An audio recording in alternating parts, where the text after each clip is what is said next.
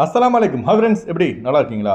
Iran மற்றும் அமெரிக்காவுக்கு இடையான ஒப்பந்தம் கையெழுத்திடப்பட்டுள்ளது. 60 நாளுக்கு சண்டை கிடையாது. மிக முக்கியமான நியூஸை பார்க்க போகிறோம். அடுத்து குவைத் ஏர்போர்ட் செல்பவர்கள் அதிக எச்சரிக்கை. முன்கூட்டியே செல்லாவிட்டால் விமானம் ஏற முடியாது. கனெக்டிங் ஃப்ளைட்டில் புக் செய்தவர்களுக்கு மிக முக்கிய தகவல். இப்படி பல முக்கியமான தகவல் இந்த வீடியோவில் இருக்குது. வீடியோ ஃபுல்லாக பாருங்கள். உங்கள் நண்பர்கள் அனைவருக்கும் கட்டாயமாக இந்த வீடியோ ஷேர் செய்யுங்க.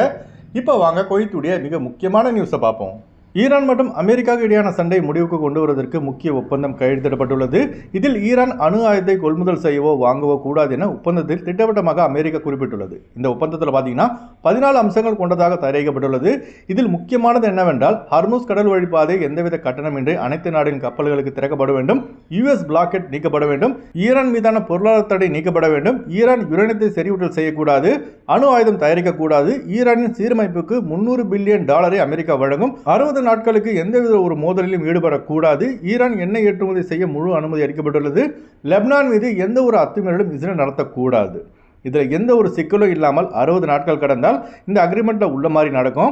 இந்த அக்ரிமெண்ட்டில் ஈரான் மற்றும் அமெரிக்கா கையெழுத்திட உடனே அமெரிக்காவின் துணை அதிபர் ஜேடி வான்ஸ் இஸ்ரேலை வன்மையாக கண்டித்துள்ளார். அதாவது அவர் செய்த சந்திப்பில் என்ன தெரிவிச்சிருக்காங்கன்னா, இஸ்ரேலில் உள்ள தற்காப்பு ஆயுதங்களில் 2/3 பங்கு அமெரிக்காவின் வரி பணத்தில் வாங்கப்பட்டவை. டொனால்ட் ட்ரம்ப் எடுக்கும் முடிவை இஸ்ரேல் ஏற்றுக்கொள்ள வேண்டும். லெபனான் மீது எந்த ஒரு தாக்குதலும் இஸ்ரேல் மேற்கொள்ளக்கூடாது என அமெரிக்கா துணை அதிபர் இஸ்ரேலை எச்சரித்துள்ளார். இப்போ இஸ்ரேல் அமெரிக்கா மீது கோபத்தில் இருந்தாலும் அமெரிக்காவை இஸ்ரேலால் நேரடியாக ஒன்றும் செய்ய முடியாது. அதனால ஈரானை அழிக்க வேறு வழியில் இஸ்ரேல்காரன் யோசிப்பான்.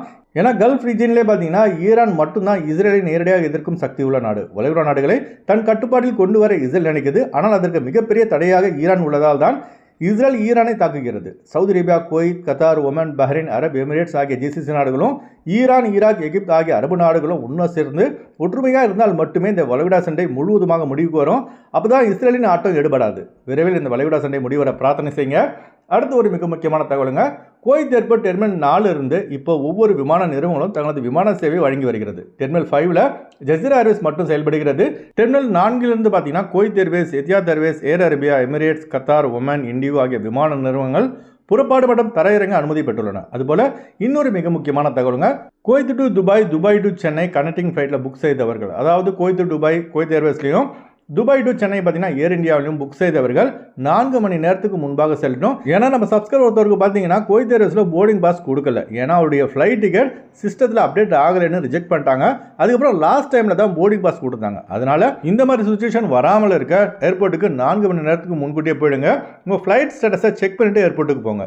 அதுபோல குவைத்லேருந்து ஸ்ரீலங்கா, இந்தியா செல்பவர்கள், ரிட்டர்ன் வருபவர்கள் ஸ்கிரீனில் தெரியல ஜியா டிராவல்ஸ் நம்பரை தொடர்பு கொண்டு விமான டிக்கெட் பெற்றுக்கொள்ளலாம். அதுபோல medical visa stamping, POE attestation செய்து தரப்படுகிறது. அடுத்து குவைத்துடைய தினார் ரேட் பார்ப்போம்.